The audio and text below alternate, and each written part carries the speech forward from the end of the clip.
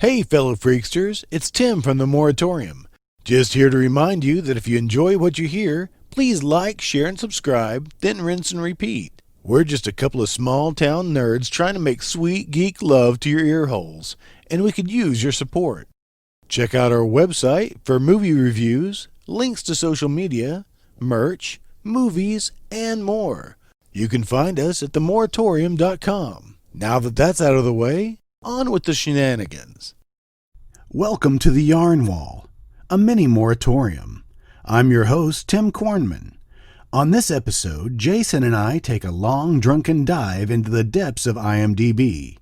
This is where we break down the last week's film and follow the yarn to make the thinnest and slightest connection to our next movie. It's kind of like a 6 Degrees of Kevin Bacon game with slurred speech and double vision, which can only explain the sudden jump into the middle of the thread of the conversation that is the Yarn Wall.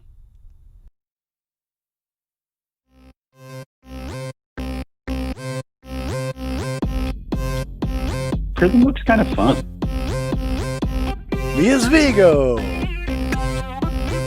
We were trying to eat lunch. Grab the lamp. Keistered that too. Lots of loose buttholes.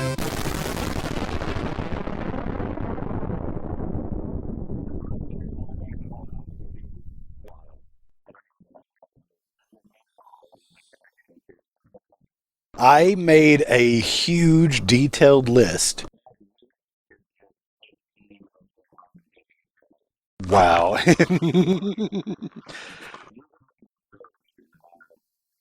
And then you'll piece something together.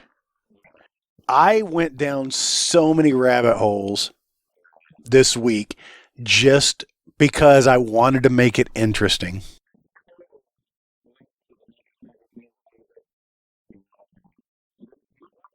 Nope. I do everything the hard way.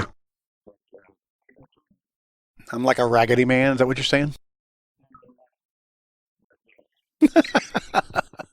For some reason, I'm stuck on Al Leong. You know who he is?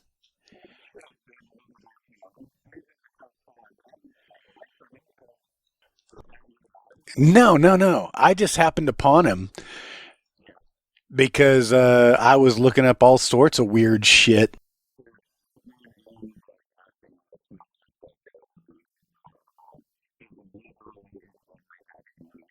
Yeah.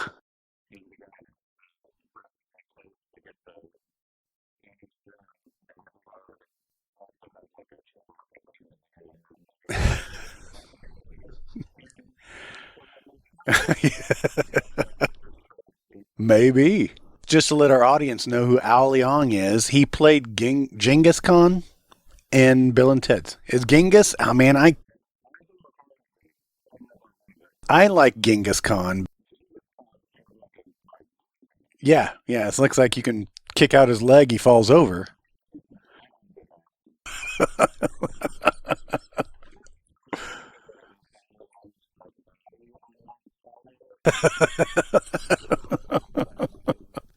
I just happened upon him. I don't know why. I was looking at different stuff. I didn't realize he was in Lethal Weapon and Die Hard. I remember him, shocking the shit out of Mel Gibson. Yeah. No, I think he was the one. Yeah.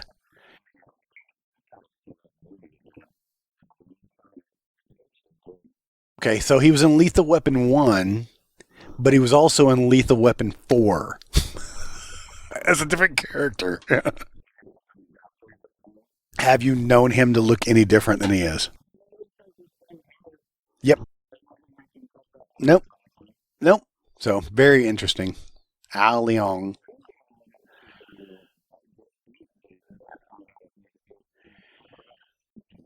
Ooh. Hmm.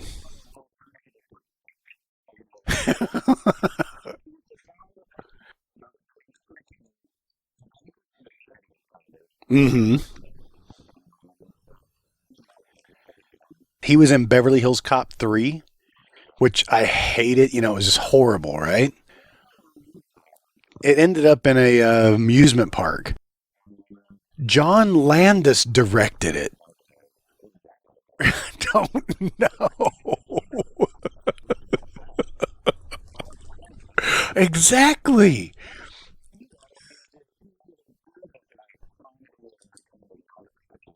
Hmm.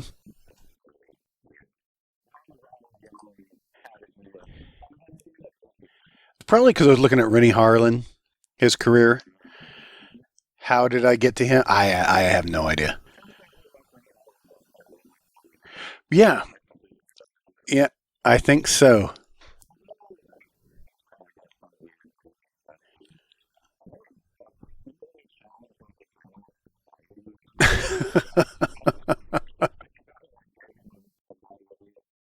So, before we go any further, welcome to the Yarn Wall. I'm your host, Tim Kornman. Didn't see that.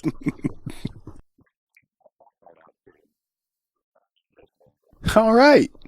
And still, Jason Walker.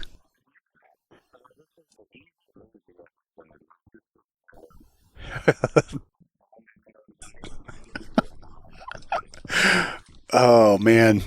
I didn't have anything to talk about last night, and now I don't know where to begin because I have way too much to talk about.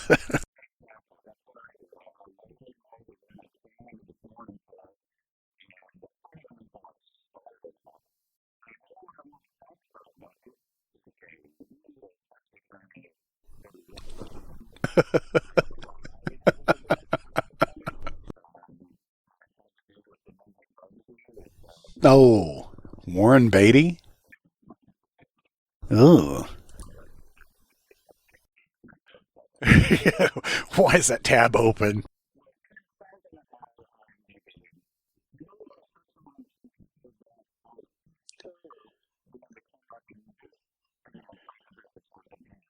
No, I thoroughly agree.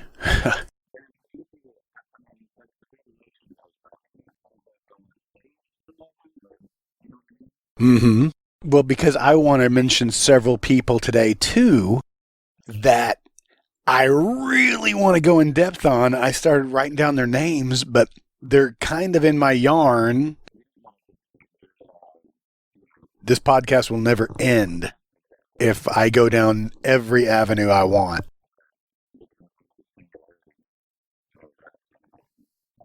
No. I want to say I don't have much to add about prison. I really don't. There's not a whole lot of information about this movie, and I think we already covered it within the pod.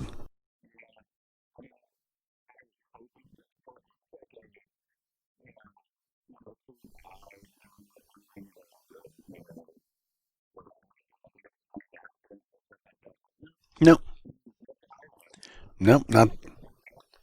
Ooh, fanfic trivia for.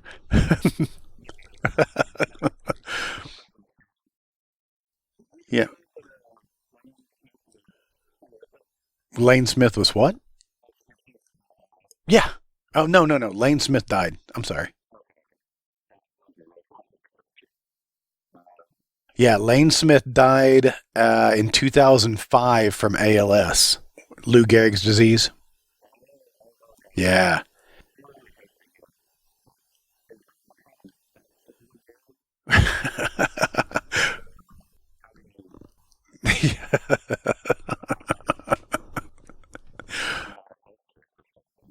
I am, and I don't have an answer for that. Yeah, Lane Smith. You know, I love him. He's been in a couple of my favorite movies. I think most of all, My Cousin Vinny. I saw My Cousin Vinny. I think 6 times at the theater. You got to slap your hands together when you do that. Identical. But My Cousin Vinny. At that time, I was working at the movie theater, and our sister theater had My Cousin Vinny. We didn't have it at our theater. So on my days off, I just kept going over to the sister theater. to check out their movies, most of which were kind of artsy, and I just got bored with them and went into My Cousin Vinny. So, I loved it.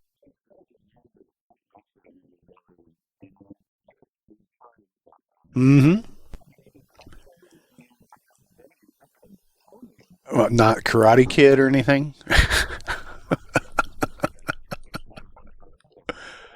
Yes. I think he was only on 3, right? Yeah.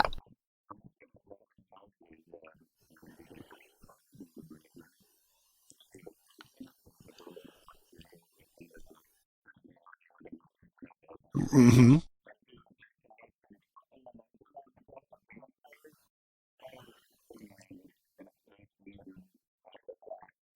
Thomas in Griffith? That's not right. Is that it? Ah, damn it.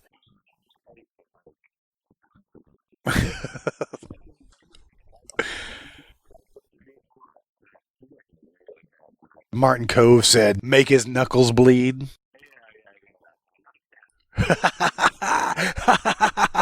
Yeah, he's like some rich guy, just Thomas Ian Griffith. So, yeah.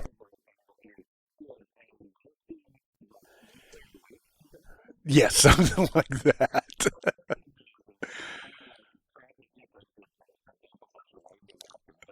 Mm-hmm.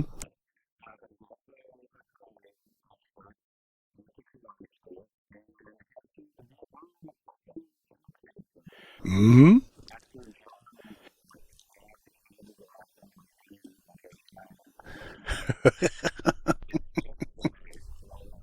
It's a slow burn. So Thomas Ian Griffith, what I remembered him from around this same time was Excessive Force. Well, that was a good movie.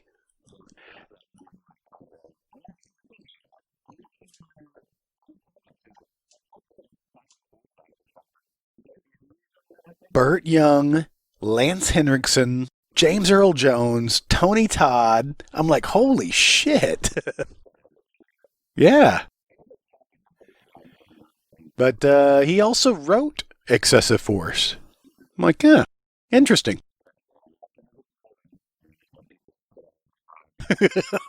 You get a writing credit. Neither did I. Yeah.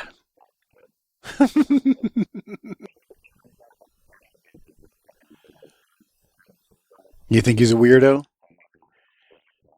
Oh, you follow him on Twitter?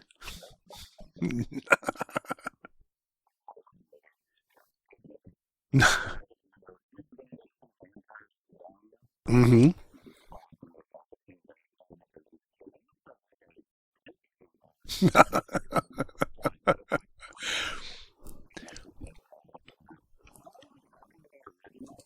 Mm-hmm. Al Young. Al Leong. Because of Lane Smith, we went to My Cousin Vinny, which we were talking about Ralph Macchio and Karate Kid 3. This is how it happens. This is how it starts. But have you watched any of Cobra Kai? It is. It is. And actually, if you want to see Ralph Macchio a little bit older, but kind of looks exactly the same, and William Zabka is great in it. He really is. A few episodes ago, we couldn't remember his name for some reason.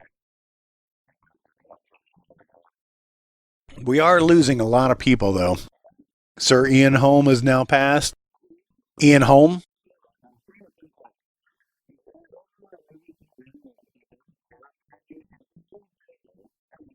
Right. Yeah. Yeah. Hmm. I started to look at his career just to see if I could do a deep dive on him. He's been straight laced through his whole career, done a lot of stage and shit, but the only thing interesting about his like trivia was he hates milk.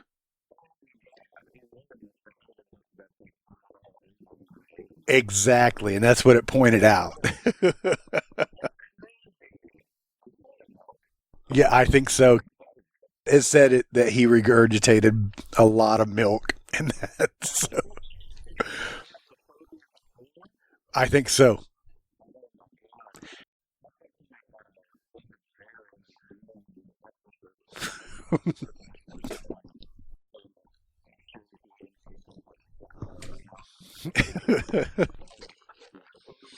mm,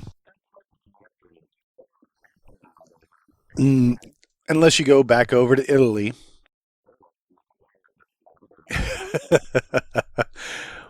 That's my segue right there. Oh, you like that? Going back to the Italian directors. I don't know why I decided to watch this movie last night, but I think I was looking at Stacy Keach to try to see about doing a deep dive on him just because he's had a very long career. I didn't get in that far. He is. So I just happened upon this movie. IMDb calls it Slave of the Cannibal God, but it's also called Mountain of the Cannibal God. There's one other name to it as well.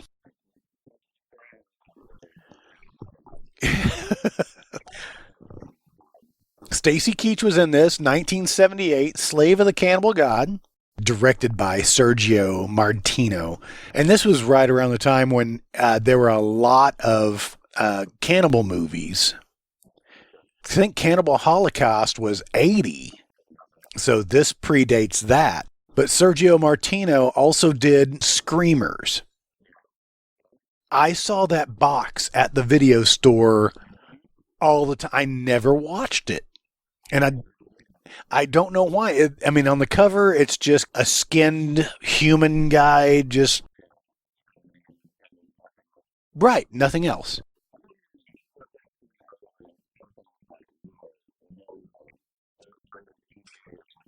And I thought we brought this up in an earlier cast, but I'm not positive. Right, Peter Weller.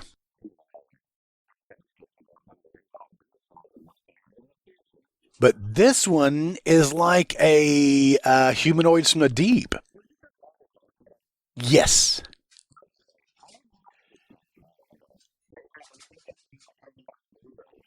Ah.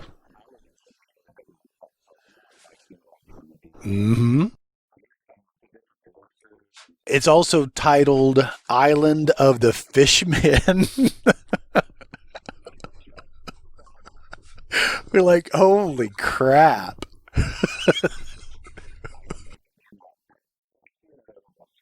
Yeah. Hmm.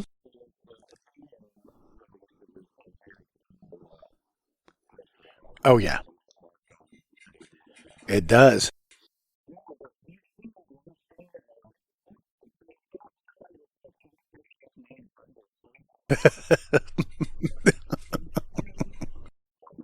There are plenty pictures here with Barbara Bach just wearing a loose white blouse that's just in and just showing off every nipple angle.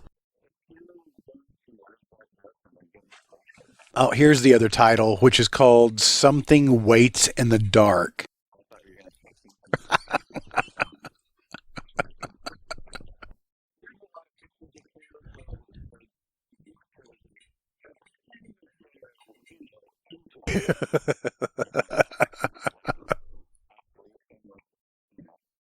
Yeah, there's plenty of pictures where she's just kind of posing next to him. So this also has Richard Johnson in it. I just we talked about him before, I think, just because Dick Johnson. And it has Joseph Cotton. He's been around forever, right? Oh, he was in Citizen Kane. He was in Soylent Green. But he's still with us. He's 88.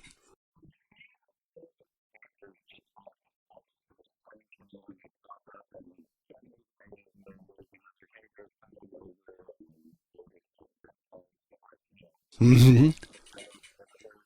Yeah.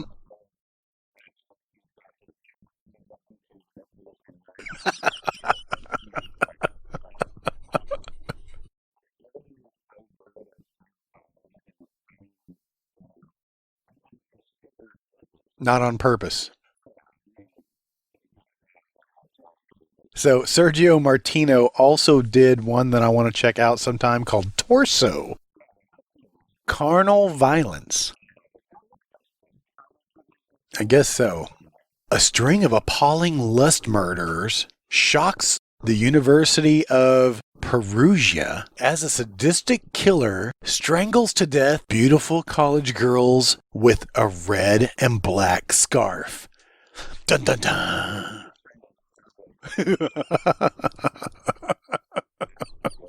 So, yeah, interesting. Hmm. There's some interesting box arts here. I'm anxious to get back to the Italians. I know we're going to get back there. We're not going to watch this one. Okay. I watched it for us. I wrote a review. It's up on our website. You can check it out. You can watch it for free on YouTube. So, Slave of the Cannibal God is Ursula Andress. And I told myself I wasn't going to do this. Every time I hear Ursula Andress's name, I think about Hammond doing Sean Connery on Celebrity Jeopardy. What was it? Catherine Deneuve, Ursula Andress, and Charo twice.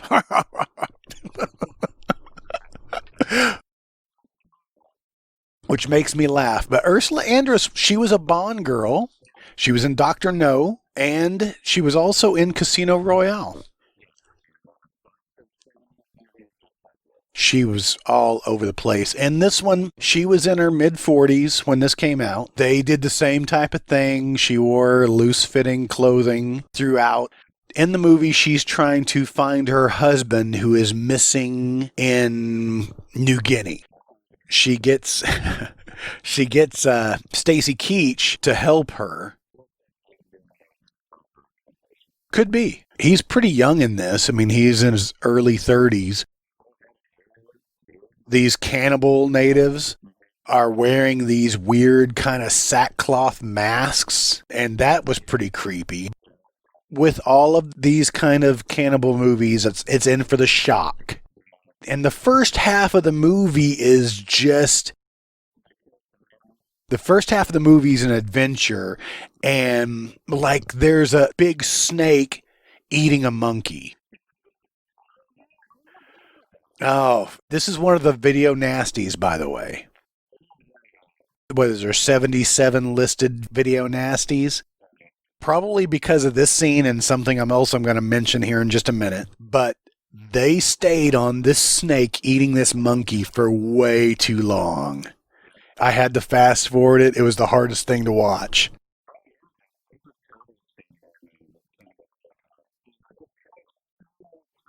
Mm-hmm.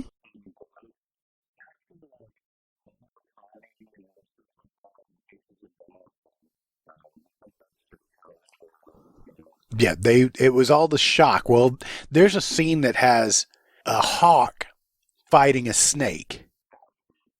Um, well, it was still brutal and hard to watch. Oh, there's a scene it's great. They're going through the jungle and Ursula Andress falls down and she gets trapped in some vines and she screams because there's a tarantula coming straight at her. Stacy Keach runs over and he comes over, he stabs the tarantula and is like, did he bite you? No, no. He's like, good, because you would vomit for 3 days and then die.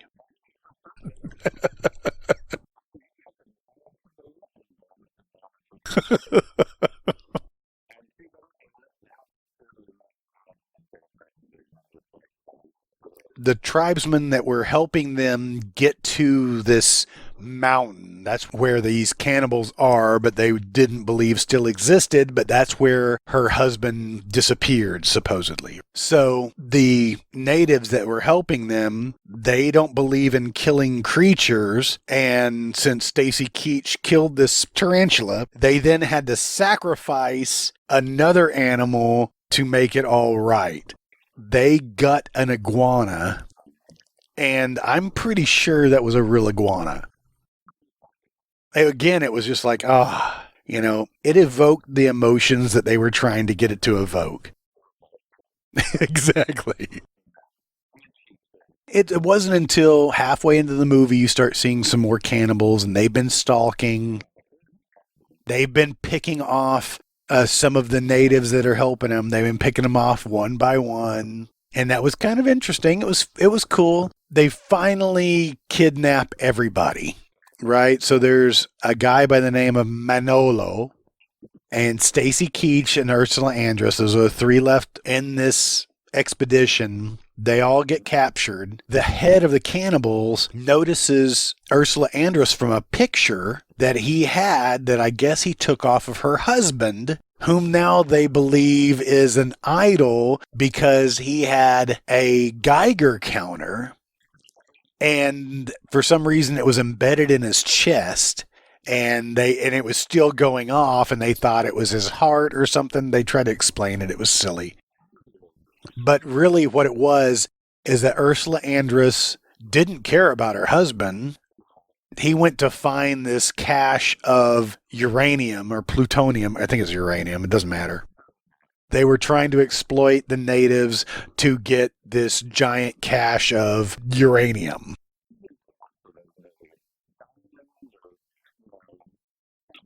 Yes.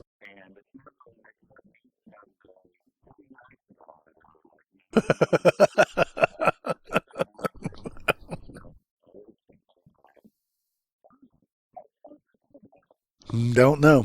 They ended up killing a couple of people and eating them, and there was a midget cannibal. That was the best part of the movie, little midget cannibal who goes up to the guy playing Manolo, and it looks like it's a rubber gummy lizard, and forces him to eat it. Just kind of shoving it into his face. It was pretty funny. Then it turns really fucking dark. Yes, the native women end up dressing Ursula Andress up in some headdress and covering her body in kind of a mud just to get her naked. That's all it was. It goes on for a long time. Anyway, there's a big celebration. I guess everybody's getting just whacked out on magic mushrooms. I don't know. There are long scenes of one of the natives masturbating, a woman. It's pornographic. I mean, it goes on for a long time. There is a couple that are going at it. They're having sex. And there's another native who is railing a giant pig. It just keeps cutting back to him. It's like a music montage of shit you don't want to see. Mm-hmm. The music, interlude to tell you that something's getting ready to happen sounds that of like Invasion of the Body Snatchers. The wow, wow, wow, wow, wow. That's what it reminded me of. Now, I didn't need to see that railing of the pig from behind. He's lifting his tail. You don't want me to go into detail.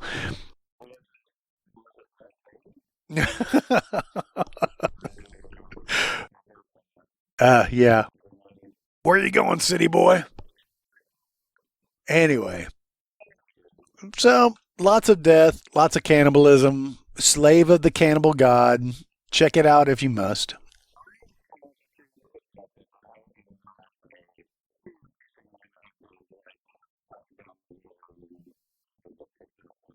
Mm-hmm. Oh, it looks miserable.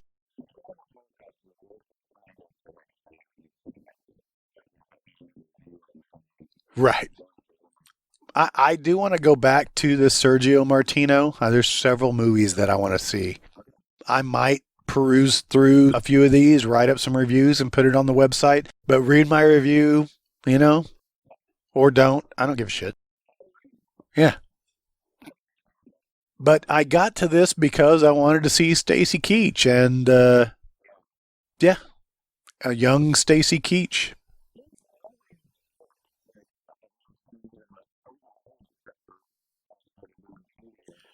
Mm-hmm. Now he's always been stocky.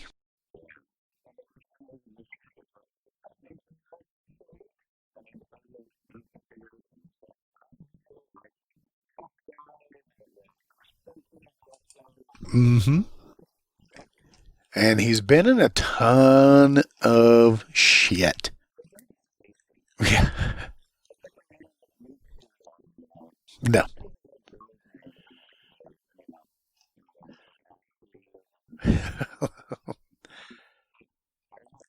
Stacy Keach is now 79 years old. He's got some time. So, anyway, I was not doing my deep dive on Stacy Keach, just following him to see this weird cannibal movie. So, I did that. You know, we've been picking on the Beatties today. What's up with that? Do they deserve it?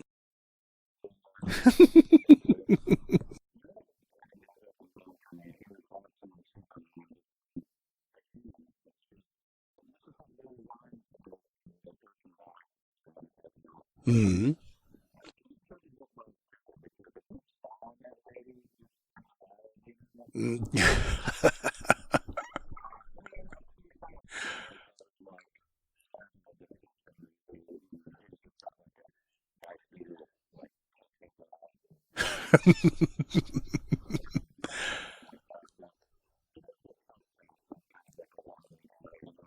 Yeah, it could be.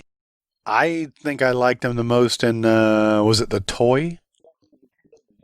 Really? Oh, man, seen it so many times.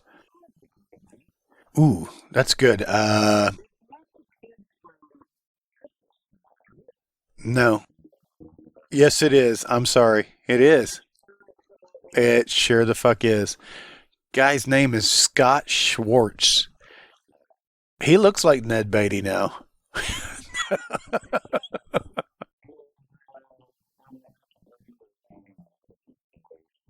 Flick. Wow. I hate that movie.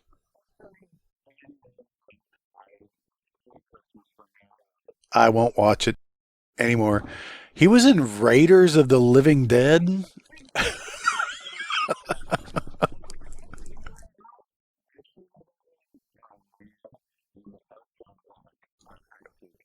Yeah, yep. A terrorist secret.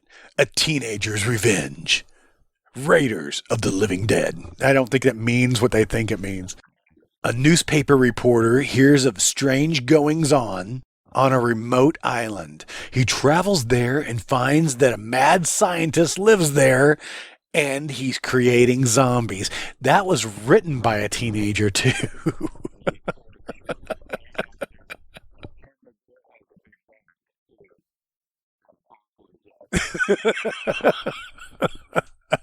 This is written and directed by Samuel M. Sherman. He wrote Blazing Stewardesses.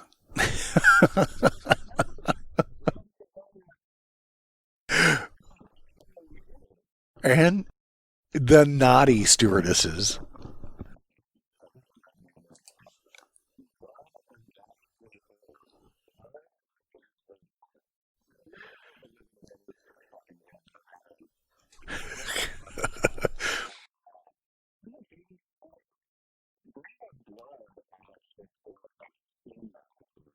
I think I've seen Satan's Sadists. Mm, yes, it does. Did you click on that? Or did you just pull that out of your brain pod?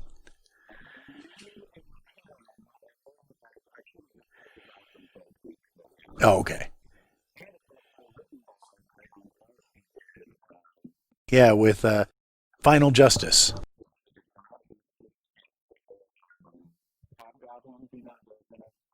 Yes. And he directed Without Warning. That's where we went back to. We will make it to Without Warning at some point, but not today. We talked about this, that Neville Brand was in Without Warning. Yes.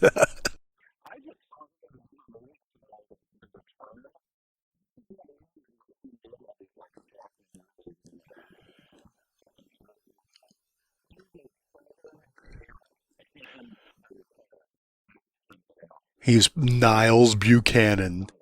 Two young children and an adult in a small town have an encounter with an alien spaceship. 25 years later, the children, one of whom now is the local sheriff, are reunited as in a... Oh, it goes on too long. Mm,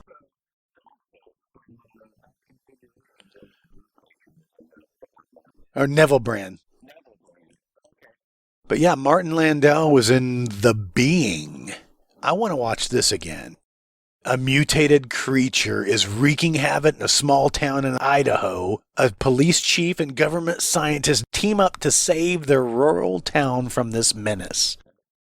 You look at the box art, you've seen it. The Being.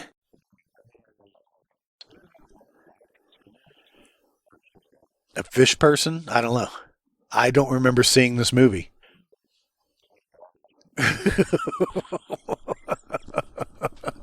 Can't wait. Written and directed by Jackie Kong.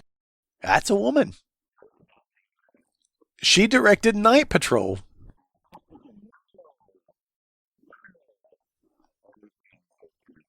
Uh-huh. She also directed Blood Diner, which I've seen that box so many times and never picked it up.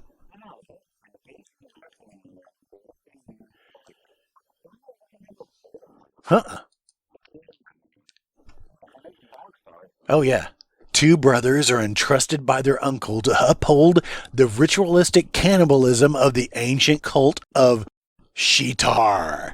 In order to do so, they have to prepare a feast of sacrifice for the resurrection of their goddess, Shitar. Who the fuck is Shitar?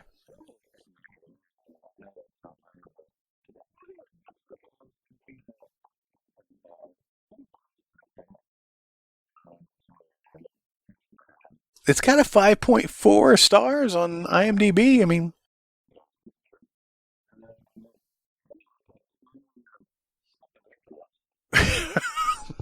you just made that up. She plays Shatar. Of course, she was in Vamp. I mean, look at that picture. Was that straight from Vamp?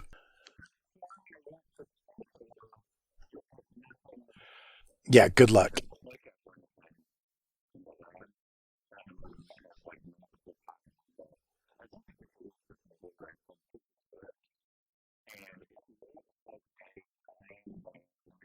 Hey, that's. Did you see who wrote and directed it? Albert Pune. Sword and the Sorcerer. We have gone in so many circles.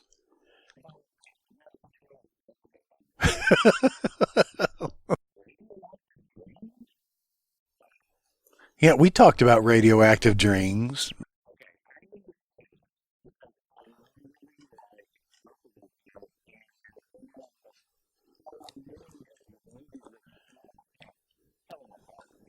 Are we talking about Vicious Lips still?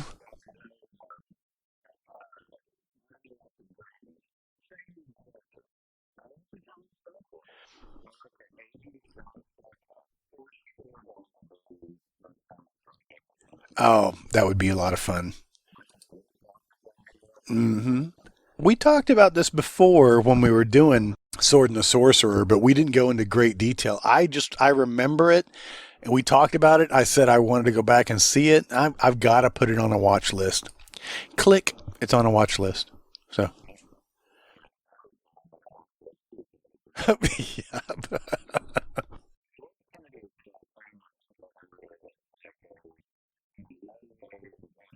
He's always been the same age.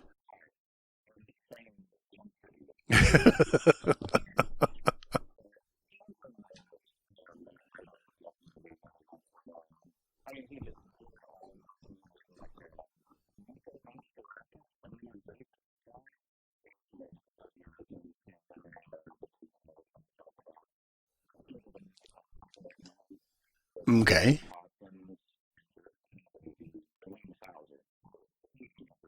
Now, that was 1988.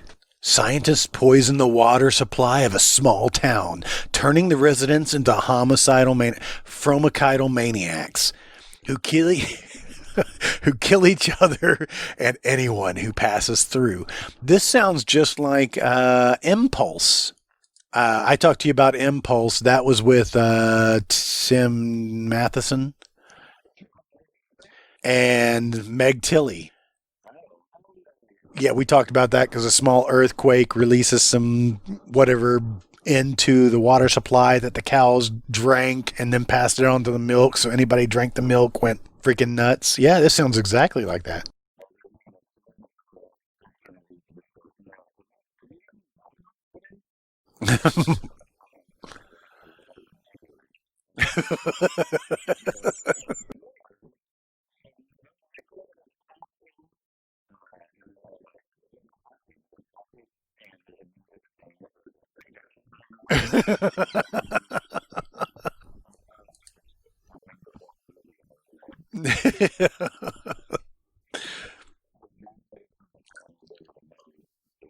Yes.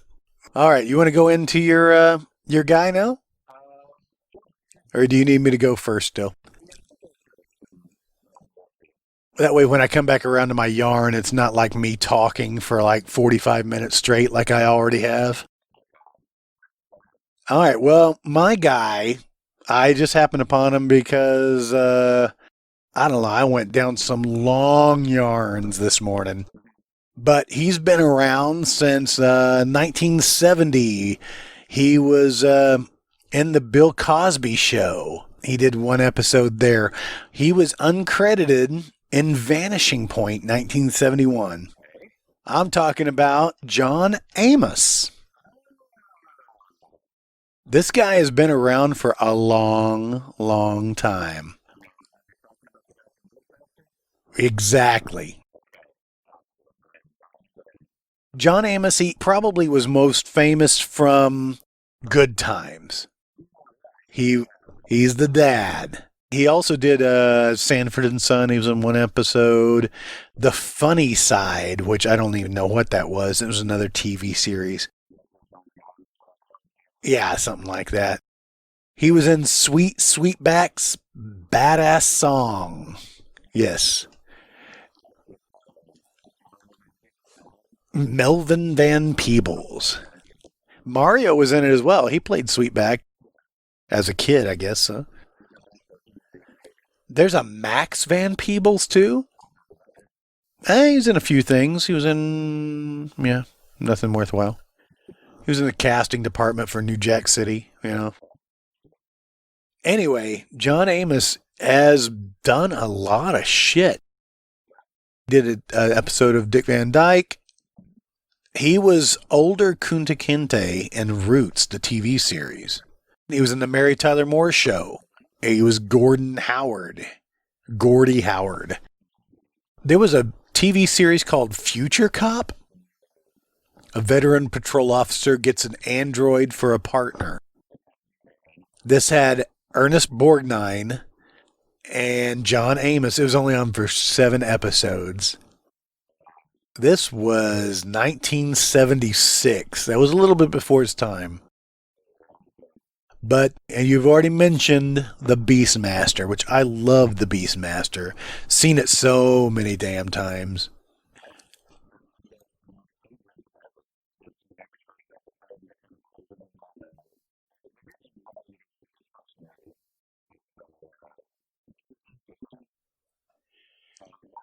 Oh, I thought you were asking.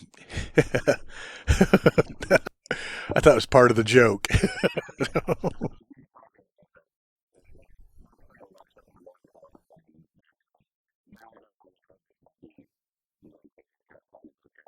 Nah. John Amos was also Captain Dolan in Hunter, the TV series. I watched the shit out of Hunter.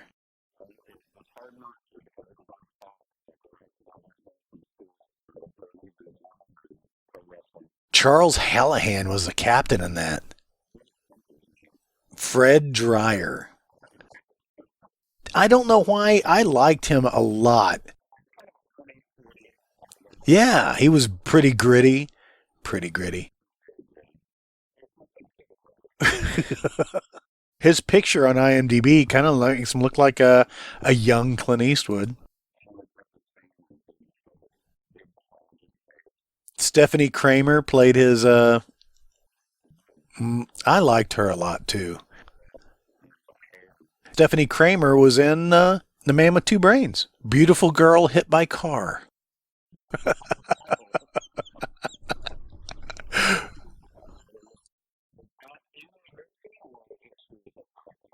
We're going to have to get drunk one night and watch Man with Two Brains. John Amos probably was very famous for Coming to America. He was the McDowell's owner, which I guess he's coming back for the sequel. The sequel to Coming to America is in post-production right now.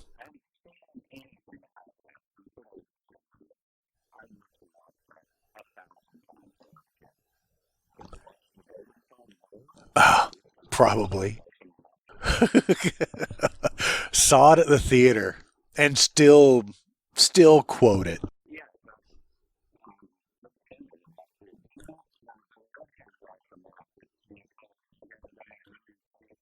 Oh, damn.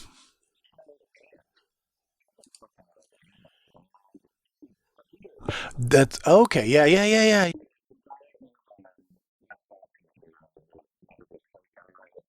Yes.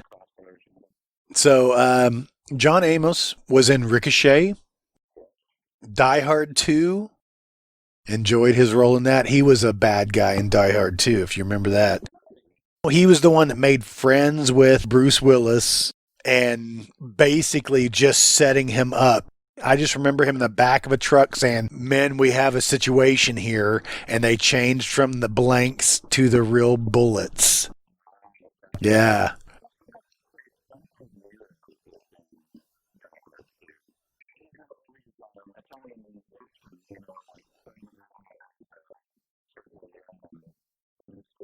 Hmm. Okay.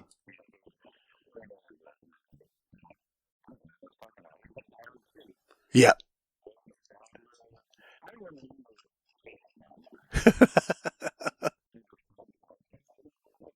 So anyway, John Amos, prolific career. He's got some interesting stuff here. Good Times, 1974. This is straight out of IMDb. Family sitcom that took place in Chicago ghetto high-rise, initially prided itself for being the first network series ever to be created by African Americans. But subsequent episodes were taken over by others, and John was increasingly disgruntled by the lack of quality of the scripts and the direction that the show was going. Once focused on the importance of family values, it was shifting more towards the silly antics of Jimmy Walker, who was performing a runaway hit as a jive-talking son JJ. John began clashing with higher-ups. By 1976, was released from the series, as with his character being killed off in an off-camera car accident while finding employment out of state. They basically just got rid of him and made up a story. Exactly. It says here in his trivia that he quit the show over complaints directed at him by fans and friends that the show was not a pleasant portrait of African American life and somewhat insulting. Yep.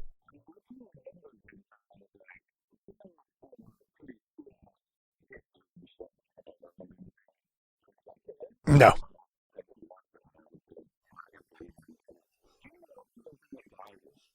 Oh, is he really? Where is he now? He's still doing some stuff. Not anything I really want to watch, but anyway. So John Amos been married 3 times, played football at Colorado State University, played professional football for the Norfolk Neptunes in the late 1960s. Never heard of the team? John Amos was once a Golden Gloves boxing champion. I found his career to be interesting. He's friends with B. Arthur and Louis Gossett Jr. He's still around.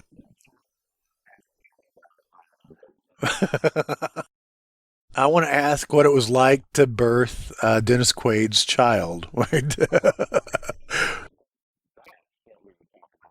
It wasn't his child. Right. No, that did not happen in the movie. But maybe in my mind, I thought that.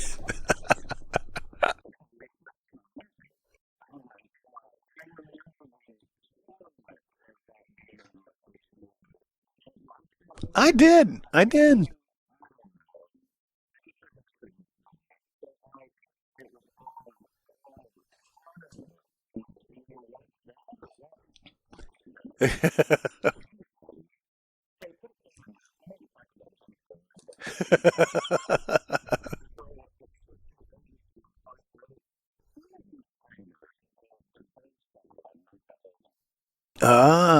Interesting. John Amos, prolific career, 112 credits. Was recently in a movie called Badasses on the Bayou.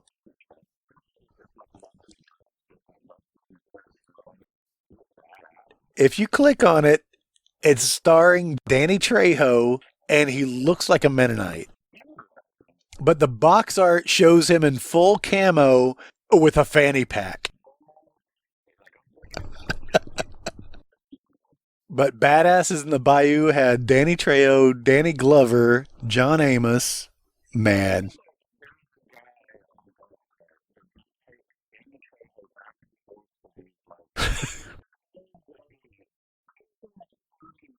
Yeah, unbelievable. 404 credits for Danny Trejo.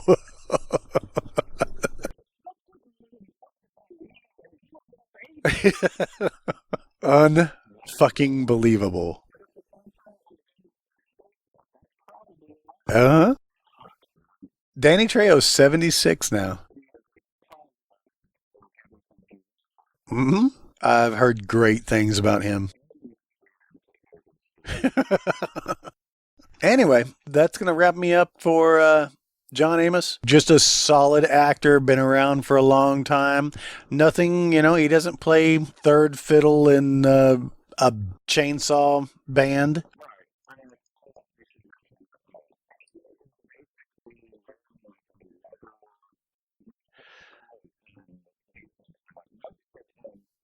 Mm-hmm. But he's a badass too. Yeah, something I need to watch again. John Amos was in a movie called Dance of the Dwarfs. Yes. An anthropologist hires a down on his luck helicopter pilot to fly her into the jungle where she's searching for a scientist who is investigating reports of a tribe of reptile men.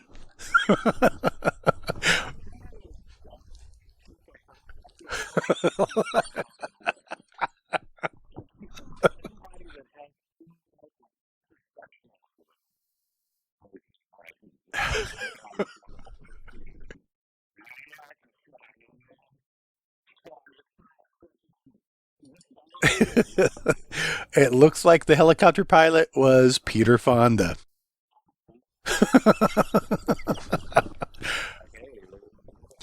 Dance of the Dwarfs was also titled Jungle Heat.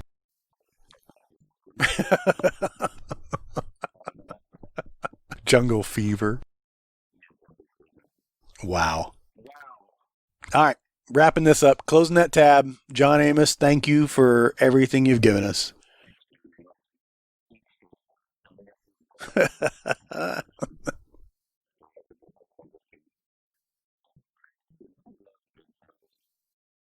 All right, so on to your guy.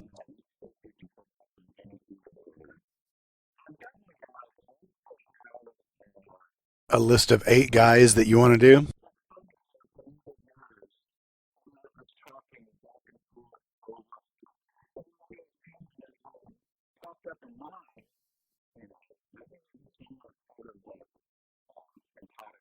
Are we connected like that?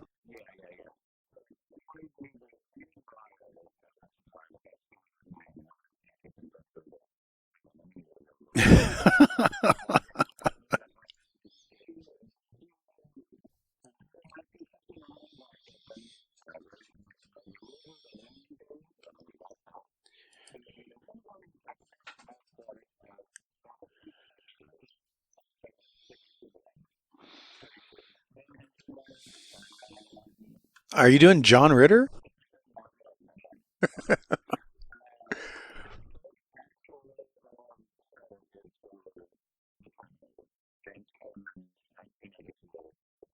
Bill Paxton.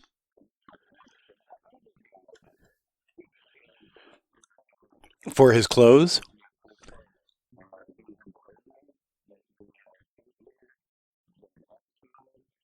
That guy? Brian Thompson?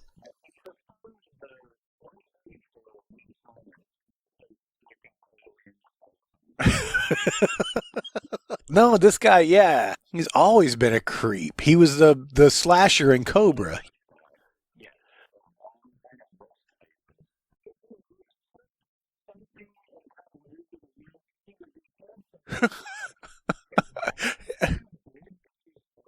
Yeah, yeah.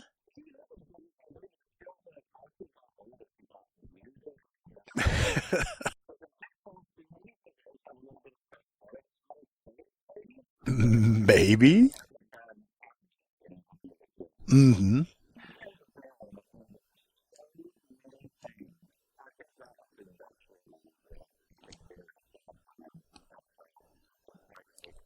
Mm-hmm. I couldn't pick out as much. I fall asleep to it often because I put it on when I'm going to bed. I haven't seen that in a long time. Maybe I didn't realize that John Grise was in Fright Night 2.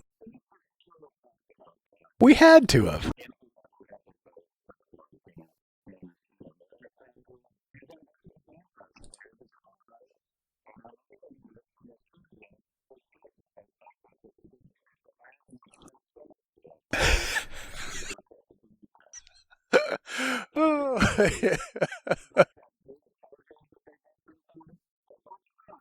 Wow.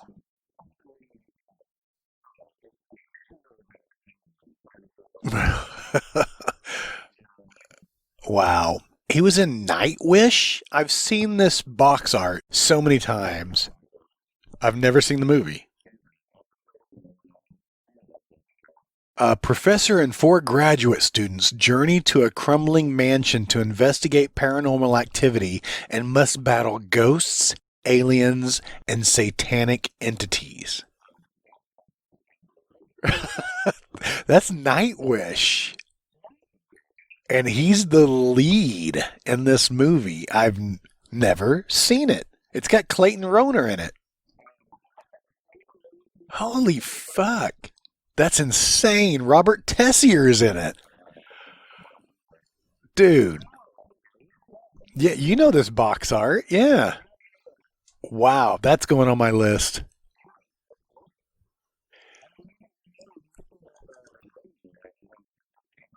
That's insane.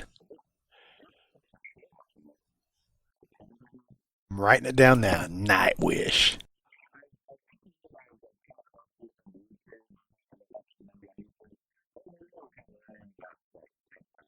Oh, I remember that tank top. He looks fucking stacked in it, too.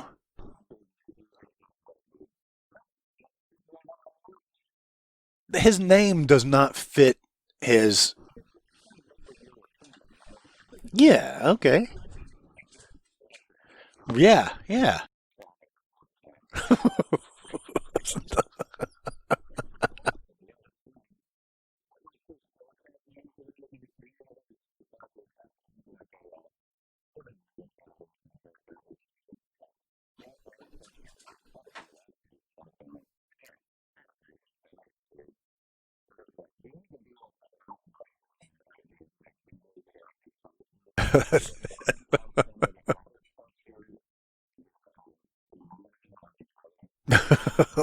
Clint.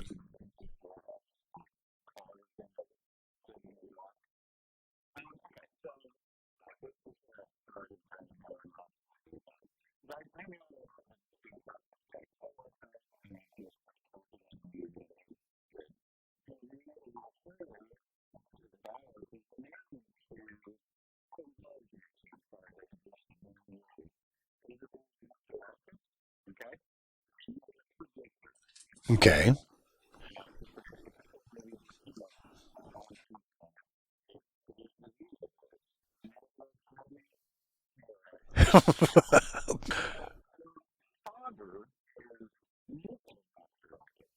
Okay.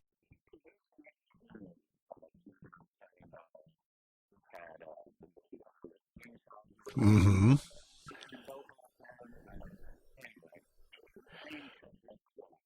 Blind Date just came up too just a second ago. No, this was a different blind date.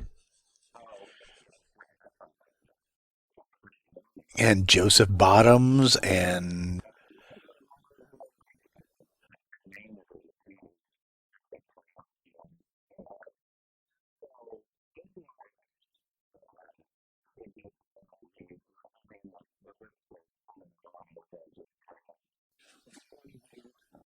yeah,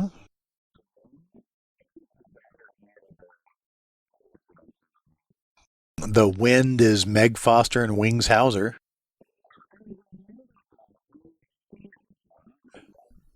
Steve Railsback. uh, Interesting.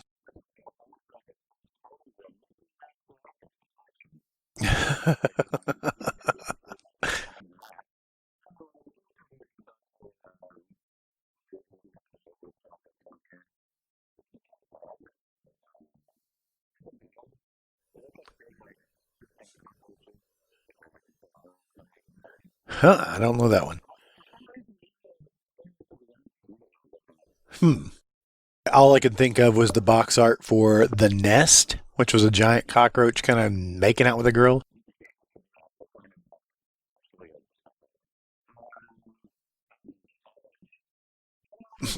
Damn it, Alan.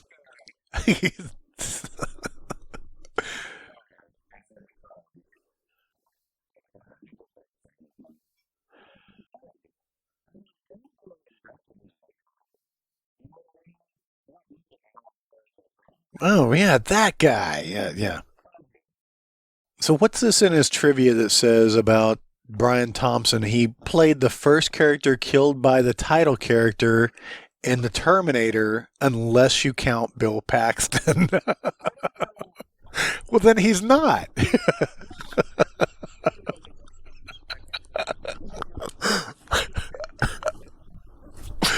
Oh, Jesus.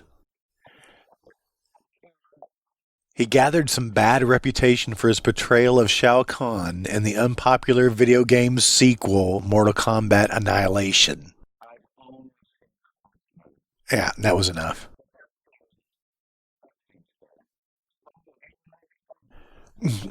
Because he's. Be- maybe. Hmm. Yeah. Trademark is deep, smooth baritone voice, his square jaw and bold blue eyes, towering height and brawny physique. Nope.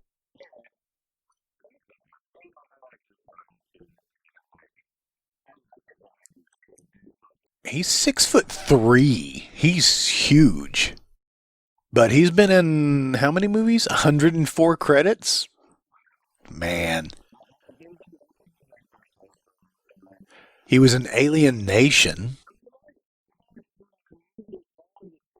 Yeah,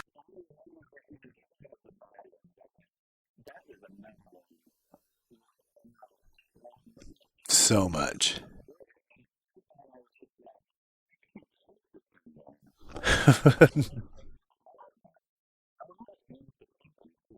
Uh-huh.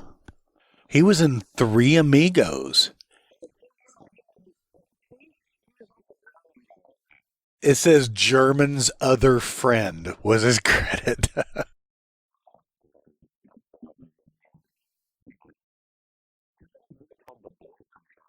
He was in Falcon Crest series for a while here. I think it wasn't it a runoff of like Dallas, something like that. He was in Three Fugitives, again with Martin Short. Sure, I'm sure he plays a good guy. I'm telling you, our paths are crossing so many times. I'm neglecting to say a few things here because exactly because it's just like strange how we just did this. So Brian was also in Dr. Mordred, Charles Band film, yeah. Also written by C. Courtney Joyner, who wrote Prison. Dude, holy shit.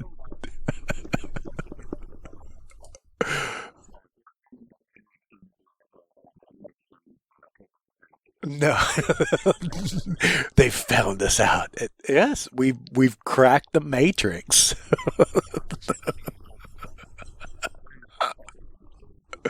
That's it.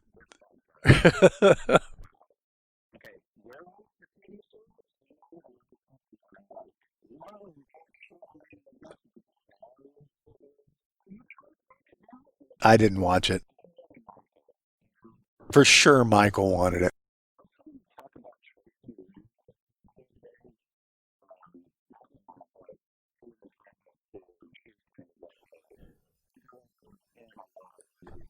Hmm.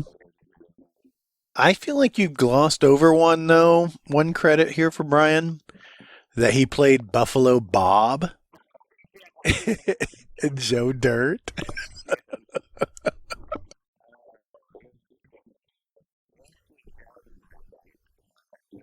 Oh yeah. Yeah. From Joyride, from Monk. Google it. Now my brain hurts. My brain hurts because I made this yarn that is going to go on forever. And I felt exhausted when I went through this yarn. When I was done, I was like, oh my God, I just felt like I had the greatest dump ever. You know? All right, I got to look it up. And Ted Levine, God damn it. That's easy. It is. I'm totally going to cut all this out. All right, let's start over. All right, welcome to the yarn wall. All right, anything else you want to say about Brian Thompson here? Interesting career. I think I probably know him best as the Night Slasher in Cobra.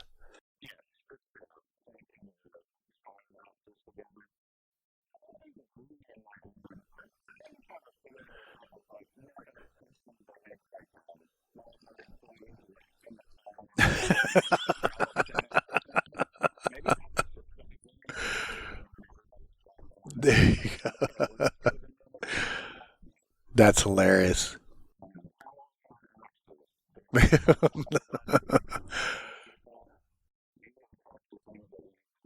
Did we touch that Cosmatos directed Cobra? George P. Cosmatos? We had to have talked about that before. We talked about how he directed Tombstone and how Panos is credited in Tombstone. Yeah, his son. Yeah, we've gone over all this. Okay.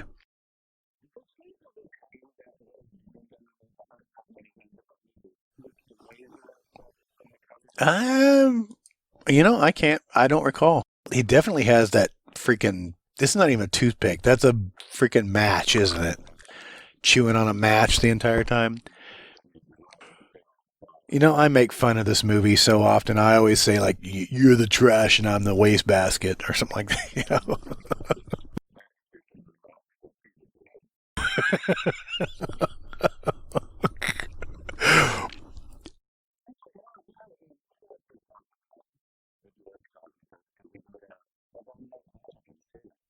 Mm-hmm.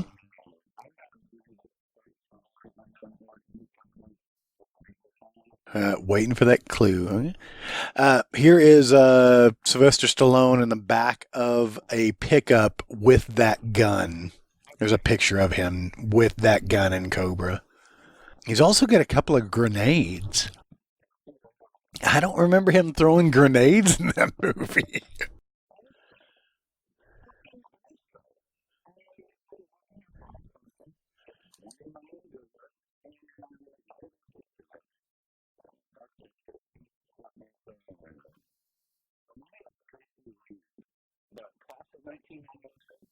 Uh huh. Oh, yeah? Okay.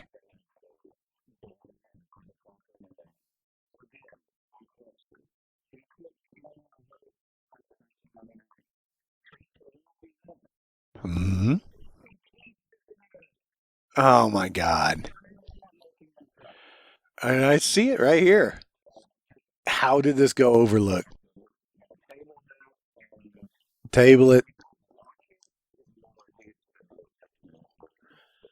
which is nothing for what we cover.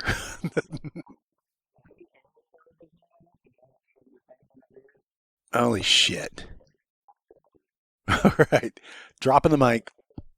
All right. Anything else you want to add about Brian Thompson? Mm, he might come up later because I'm going to bring him up. That's crazy.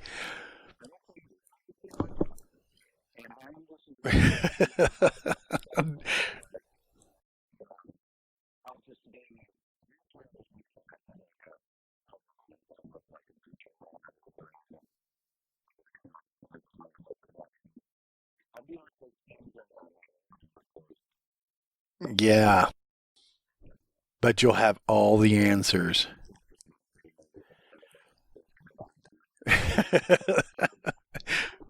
It only means something to us. What's sad is nobody's going to care as much as we do. I feel like we have unburied something big this week.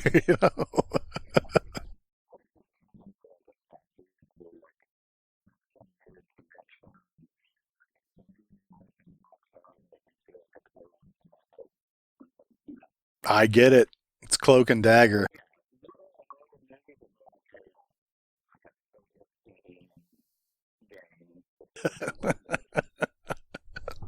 I swear you said Hollywood booby. I'm like, I'm there too.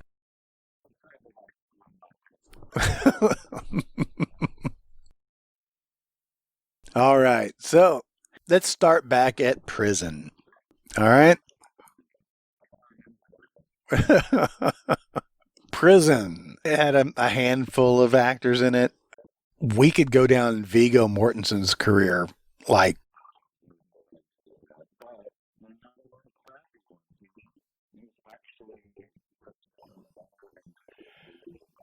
I think so. No. Is that David Morse? Holy shit, that's David Morse. Charles Bronson, Dennis Hopper. Holy shit. Sean Penn wrote and directed. A Vietnam vet comes home to a small town and finds himself in a conflict with the rules that his brother has vowed to uphold. That tells me nothing.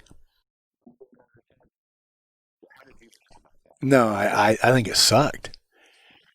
A Vietnam vet comes home to a small town and finds himself in a conflict with the rules that his brother has vowed to uphold. Woo.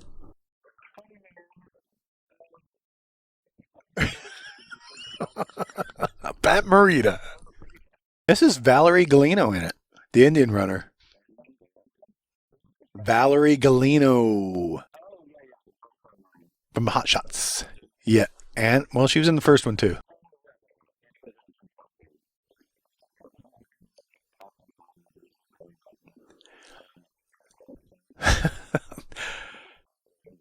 She was in Escape from L.A. She was in The King's Whore.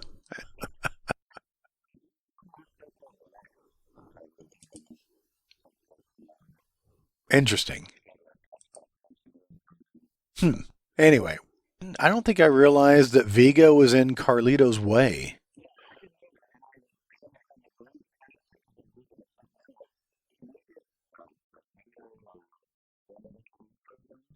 But James Rebhorn was in that too.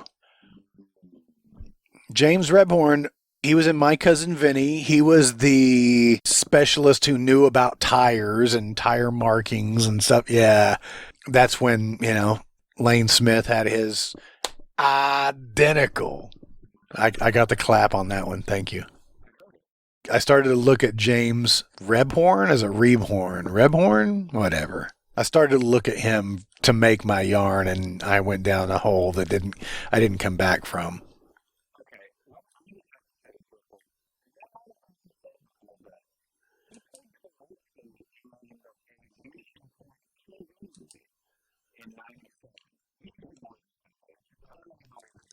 Okay. Still on Vigo.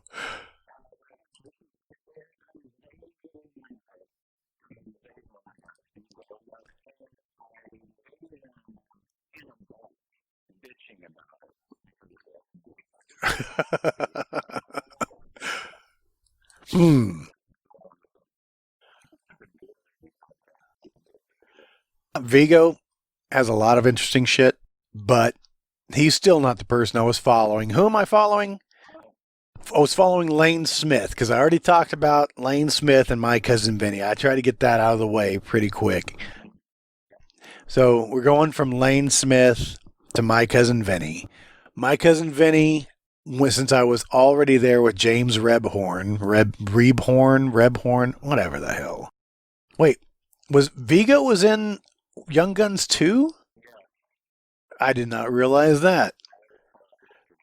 I'm sorry. Did I try to go back and then went right back to where I was? Damn it.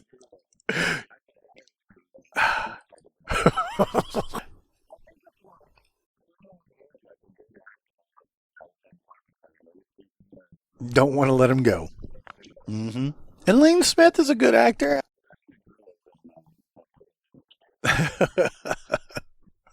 Yes, and that's where I was going next. So Bruce Mcgill was the sheriff that was in My Cousin Vinny that ended up basically helping to crack the case at the end of, spoiler alert, My Cousin Vinny, when they find out he's innocent. Dun dun dun. Flopper. Can't stop it. But Bruce Mcgill is probably the most famous for what role?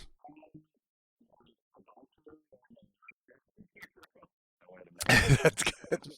That's no, that was the last Boy Scout. Well, we just brought up Last Action Hero earlier, so it couldn't go too far from it. But he was in Animal House. It's D-Day. Now we keep talking about him because of D-Day. No, it wasn't that far back. You look it up, Google it. Animal House in 1978. And Animal House has everybody in it, including Kevin Bacon. Kevin Bacon comes back up in my yarn, which I could have made this yarn so short. I didn't want to. Exactly. And we've talked about these movies so many times. They're just going to come out and say it, okay? Dorfman, Kent Dorfman, Stephen First. All right, and we talk about Stephen First a lot. We bring him up a lot in this podcast. Yeah, probably. But Stephen First was also in, holy shit, I just lost it. Oh, I gotta start all over. Okay, another National Lampoon's Class Reunion, which starred Garrett Graham. Exactly. Michael Lerner, Stephen First, a whole lot of nobodies. And that was, it's been 10 years since Lizzie Borden's high school class of 72 graduated, and the preppies and hippies and the in crowd has returned to reminisce over the good times past. But classmates Walter Baylor has returned too with a vengeance. This was written by John Hughes. Interesting. National Lampoon's Class Reunion.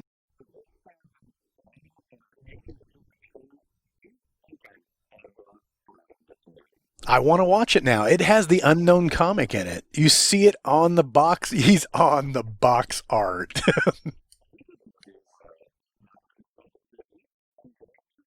The director for this is Michael Miller. He directed Silent Rage. He had to have. Anyway, so Chuck Berry is in Class Reunion.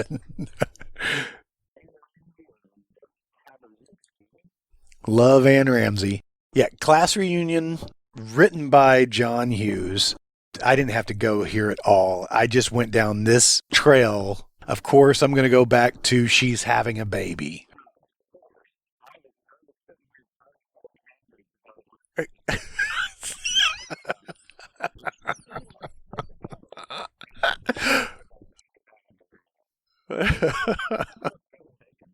So I could have made this a lot shorter by jumping from Animal House, but I just wanted to talk about John Hughes because I didn't know anything about Class Reunion as well.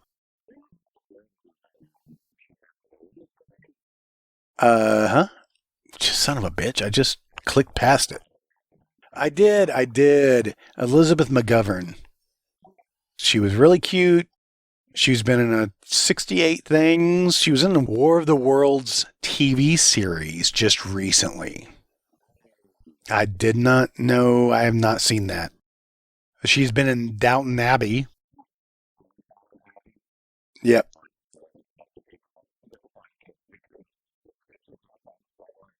Okay. This is why I wanted to talk about She's Having a Baby. Okay? You've seen it.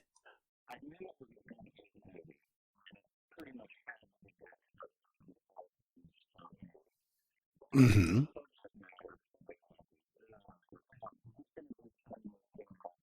It's kind of a drama. Planes, trains, and automobiles. At the beginning, when Steve Martin is trying to get his plane, he has to get to the airport, and there's a locking eyes from across the street with Kevin Bacon, and Kevin Bacon steals his taxi. Just kind of a weird connection, right? This is like the Jay and Silent Bob Strike Back for freaking John Hughes. Everybody's in this. She's Having a Baby also has Edie McClurg in it. A righteous dude. Ferris Bueller. Well, guess what? Al Leong is also in She's Having a Baby. That's where I happened upon him. I'm like, holy shit. He's a photographer. Exactly.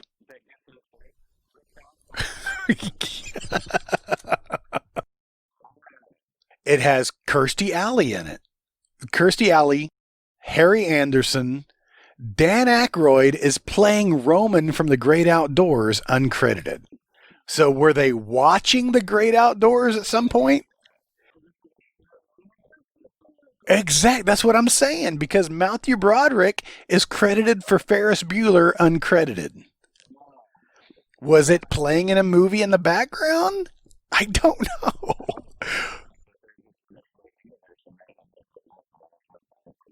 That's what I'm thinking, because now we've got John Candy, who is playing Chet from The Great Outdoors, uncredited, in She's Having a Baby.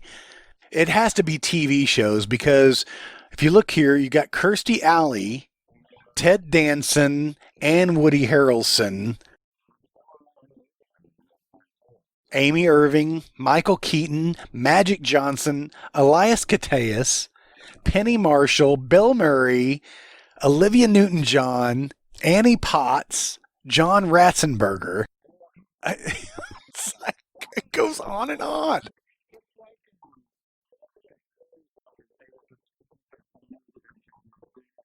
Yeah, that's Stay Tuned.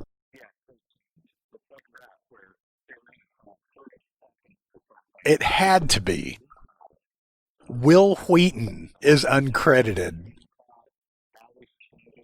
You can connect everybody through She's Having a Baby now. Exactly, Warren fucking Zevon.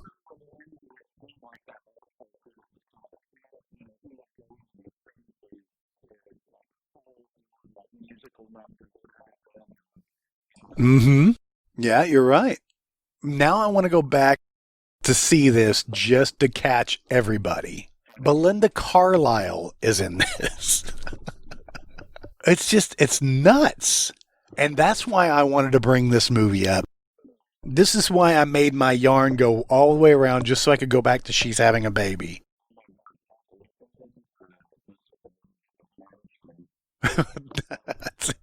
It's insane.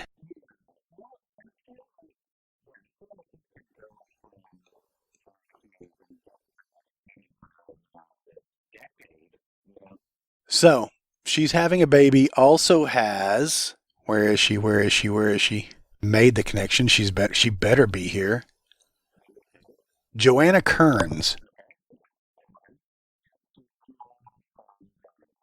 Well, I just want to mention here too. Young Jake is played by Neil Bacon. No, it's actually his nephew. I just looked it up.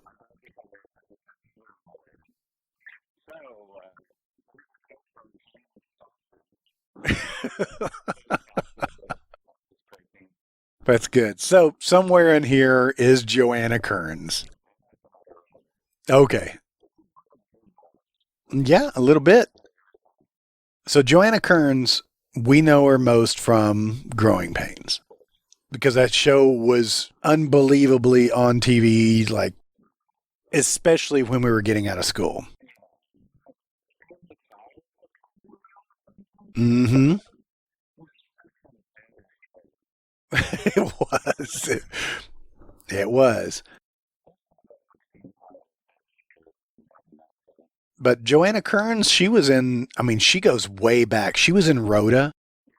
She was in Emergency. She was Charlie's Angels, Love Boat, Quincy, Chips, Laverne and Shirley, Magnum PI, V the miniseries. She was in Three's Company as two different characters in Three's Company. Yeah.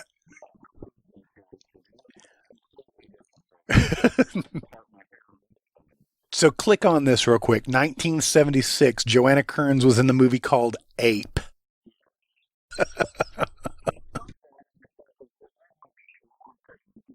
It's kind of like it. A newly discovered 36-foot gorilla escapes from a freighter off of the coast of Korea. Does it sound familiar? Maybe. At the same time, an American actress is filming a movie in the country. Familiar? Maybe. Chaos ensues as the ape kidnaps her and rampages through Seoul, Korea.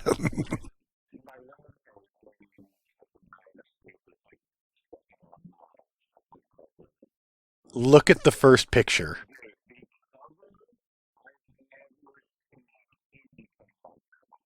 He's choking a shark and an anaconda while jumping off of a ship. Yeah. Not to be confused with King Kong, it says on here, on the box art.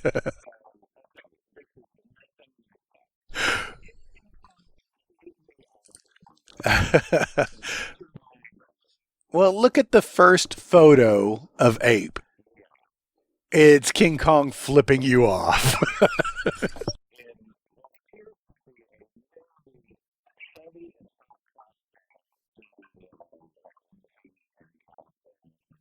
Yes. Hilarious. Exactly. So if you scroll on up, Joanna Kearns was in an episode of Hunter. I'm sorry, were we just talking about that? Everything's so connected. But here is a TV movie, 1985, called The Rape of Richard Beck. No, we're not. But this has Richard Crenna plays Richard Beck. So we get to watch a movie with him getting raped. Seattle veteran cop Richard Beck becomes a sexual assault victim and must deal with the painful aftermath.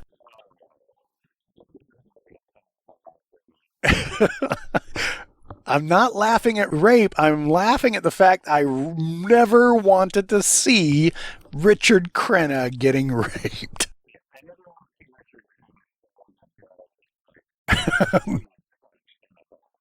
So this movie also stars Meredith Baxter from Family Ties. Has Joanna Kearns and Meredith Baxter in it.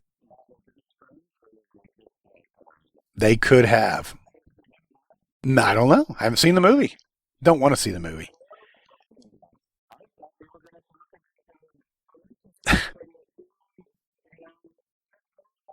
I just wanted to pair them up together, and they're right here in one movie. And if you look a little further down, is Nicholas Worth. You didn't want to talk about him before. I'm making you talk about him now. It could have gone so much shorter.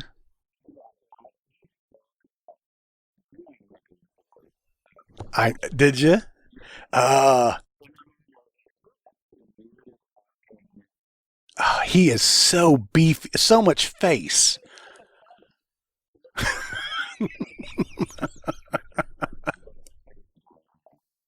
He has been around for so long.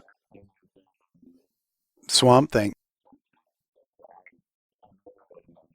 His first movie was For Pete's Sake, but his second movie was Scream Blackula Scream. 1973. That is correct, sir.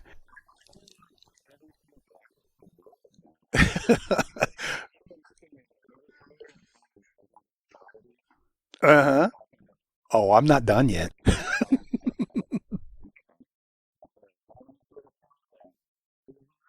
Don't answer the phone. I want to go through all these movies. I really do. We should just do babysitter murder movies. Oh, here's Nicholas Worth with a big dumbbell holding up to his forehead, and he's shirtless. And now you can cross that one off your bucket list. Wow. Don't answer the phone. A deeply disturbed Vietnam veteran terrorizes the young women of Los Angeles and taunts a radio psychologist with descriptions of his grisly crimes. Yes, he's been in a ton of shit. Oh my God. All the way back to 10 speed. Hell Comes to Frogtown. Yes. He was in Dan Turner, Hollywood Detective, which was also called The Red Raven Kiss-Off. And I've seen this box forever. We had this at the video store, which stars Mark Singer.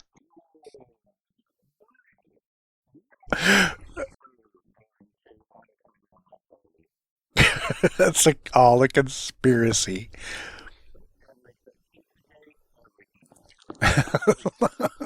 everything. Nicholas Worth was in Night Court. Best of the Best 2. I mean, goes on and on. Barbed Wire. That's it. Total wrong turn with Nicholas Worth. There's a movie called The Glove. Okay? I've seen this box art. This box that's on IMDb is not the one I remember. But if you scroll down and look at the pictures, you'll see on the photos, you'll remember this movie now. And it's a bounty hunter that is offered $20,000 off the record for the capture of a very large man who dons body armor and a steel-plated gauntlet for his regular beatings of some unfortunate individuals.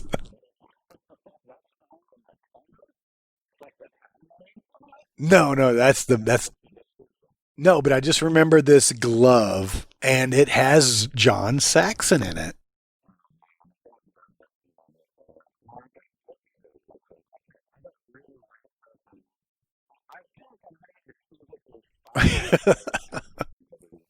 I understand.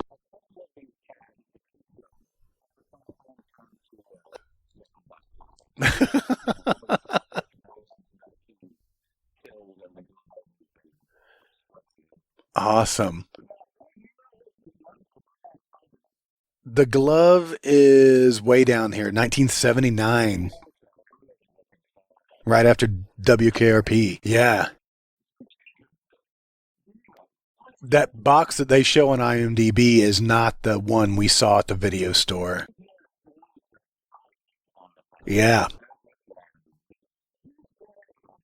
The Glove kind of looks like it could have been an Italian movie.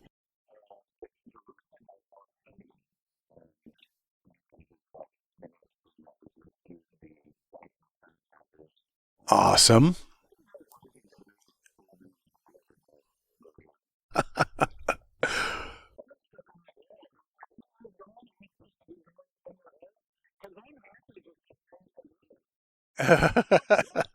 We got to come back to all of these movies.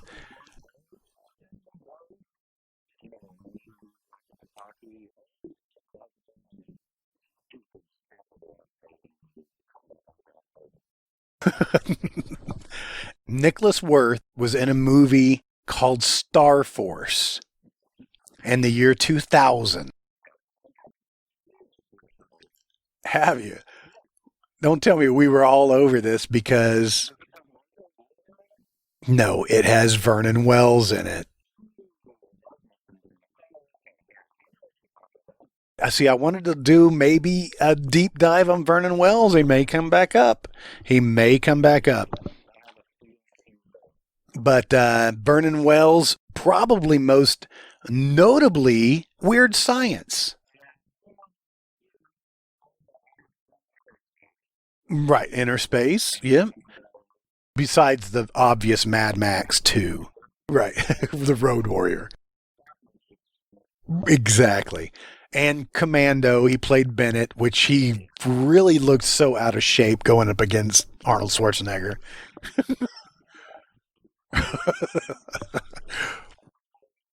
hmm I think somebody posted a screenshot of Vernon Wells in Commando. You know, we thought he had chainmail on, but if you zoomed in, it looks like it's crocheted. Nana's sweater. Yeah, yeah. Mm, check this out, though. Vernon Wells has 198 credits. It has to be. There's shit that has been completed. There's like 20 things completed that haven't been released yet.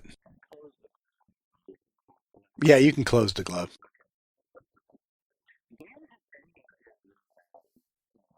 Yes. I love me some Dan Hedaya.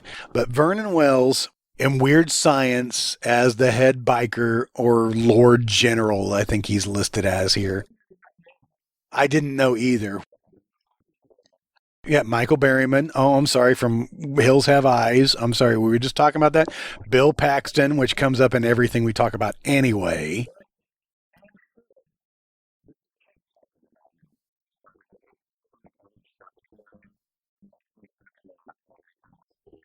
Of Circuitry Man?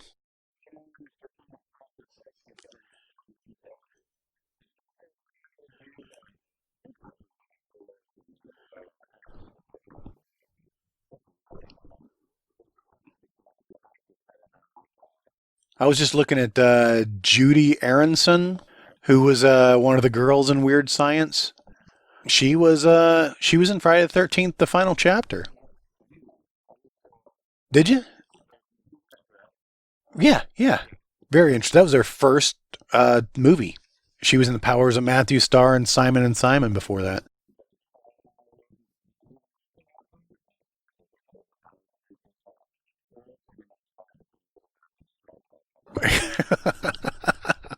Called Starring in It. But Judy was also in an episode of Growing Pains. I mean, it's so, this is so deep.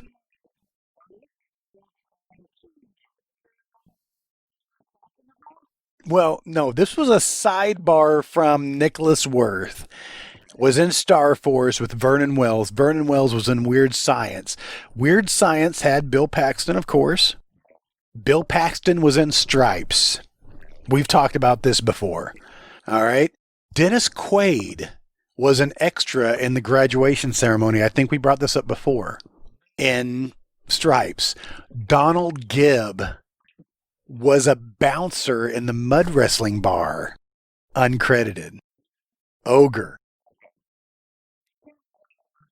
No, no. Sorry. This is a sidebar. Donald Gibb was in the Weird Science TV show. Have we brought this up before? You've recently looked at it. Why? Because Brian Thompson was in an episode. Oh, it's like, I saw that earlier. I'm like, holy shit. I'm going there. You're going there. You understand why I was exhausted after going through all of this.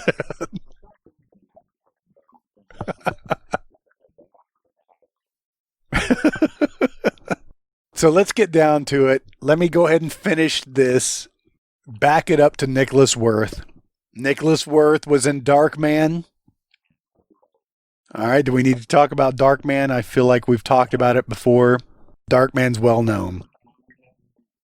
A lot of fun. Who is the bad guy in that? Because I've totally mind fucked you.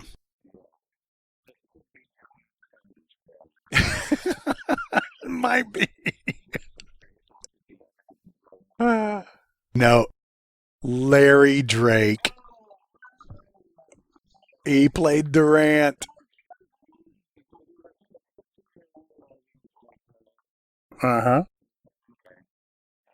And Larry Drake was in next week's movie that I could have made in one move, Dark Knight of the Scarecrow, starring Lane Smith.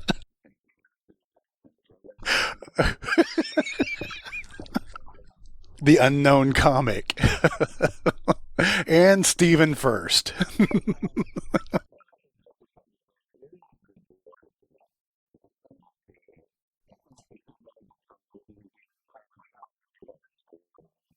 Oh, if we can reach these actors, we get so many points. Very interesting. Dark Knight of the Scarecrow reads, in a small southern town, a wrongfully killed man exacts revenge on those who murdered him from beyond the grave. One sentence. It could use some more punctuation, I think. A wrongful killed man that exacts revenge on those who murdered him from beyond the grave. It needs another comma in there, I think, because they murdered him from beyond the grave. And it just, starring Charles Durning. Love me some Charles Durning. We'll be talking about him in depth next week, I'm positive.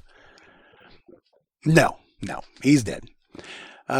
Claude Earl Jones. We brought him up recently.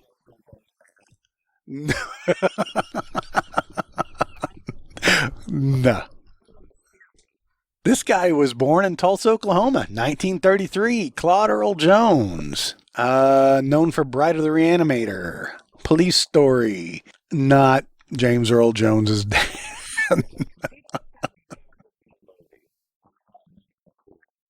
Okay.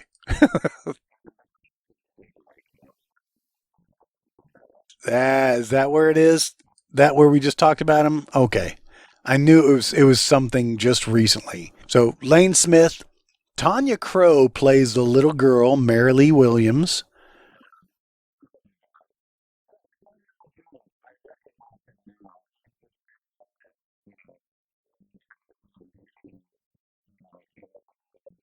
Mm-hmm. Was this a TV movie? Yes, it was a TV movie. But I think this is a notable film. I love this movie. I've seen it a million times.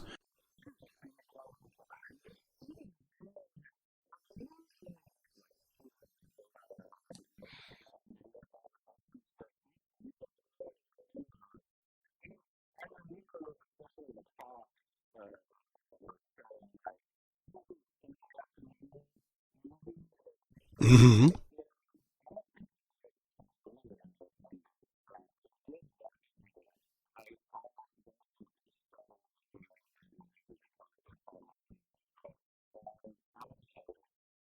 Okay, save it.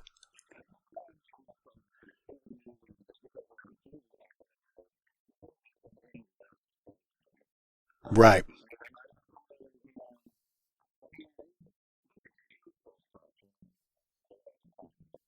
You don't remember this movie?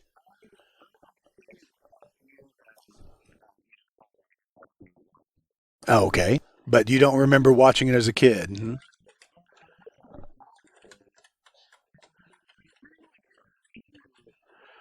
Maybe so.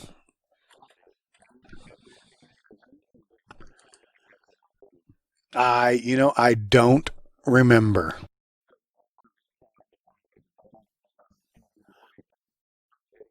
Yeah, I'm sure that I did. Okay. But I think there were some very horrific scenes in this movie that stuck with me for years and it's always been, in my mind. There is a scene in the movie near the end, and I'll share this with when we're watching it, that always gave me chills. And I don't know why. Dark Night of the Scarecrow's on YouTube. It looks like it's on Tubi.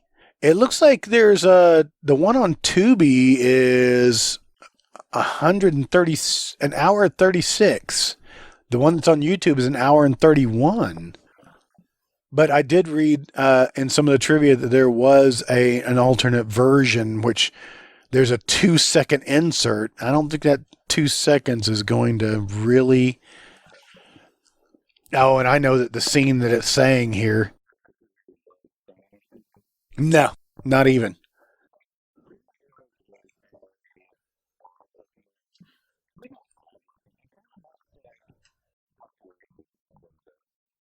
Okay, yeah.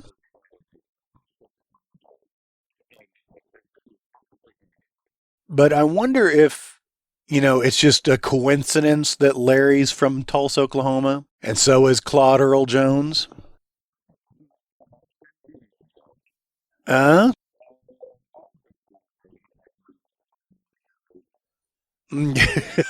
they were roommates.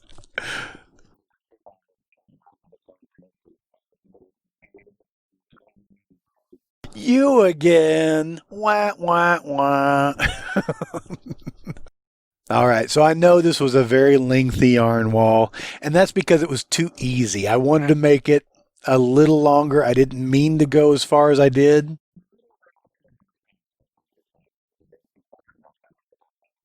there was still more that I could talk about because it went weird. It went very weird.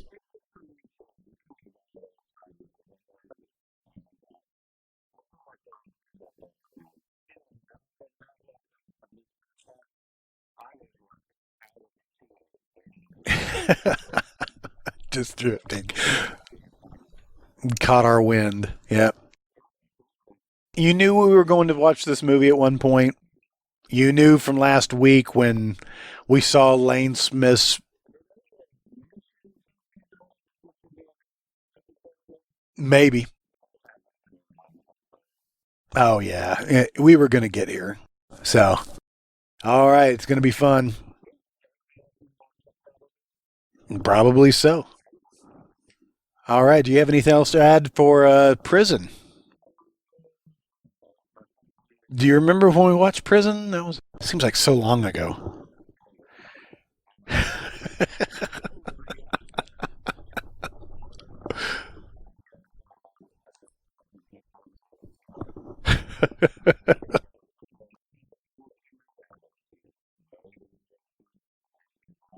Oh, all right. You can watch it on Prime Video as well. It says Deluxe Collector's Edition. Actually, it says 2012. All right. Anything else you want to offer? Yes, we have. I'm exhausted. Yep. Time to turn the air conditioner back on. All right.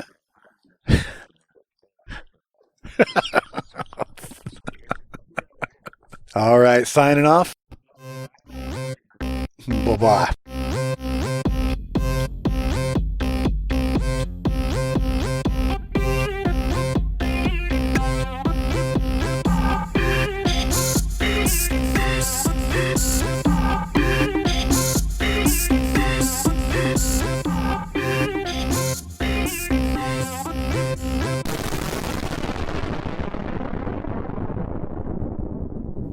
You've been listening to The Yarn Wall, an MT Cornfield production.